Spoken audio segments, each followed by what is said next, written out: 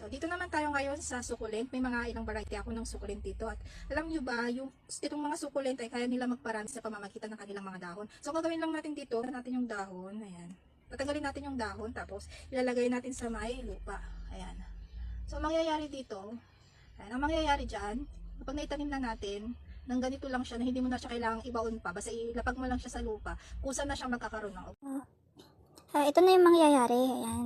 So, magkakaroon siya ng ugat. Ayan, may nakita nyo na ugat niya. Ayan, may ugat siya. Tapos, tutubo na din siya sa kanyang mismong dahon. Ayan, nakita nyo yan. Ayan, Ayan. Sa mismong dahon siya tumubo. O, diba, ang galing nila. Ayan, ganyan. So, pati rin ito, ganun din. Ayan, kita nyo yung mga ano na yan. Ayan, sa mismong dahon sila tumutubo. Ang galing, 'di ba?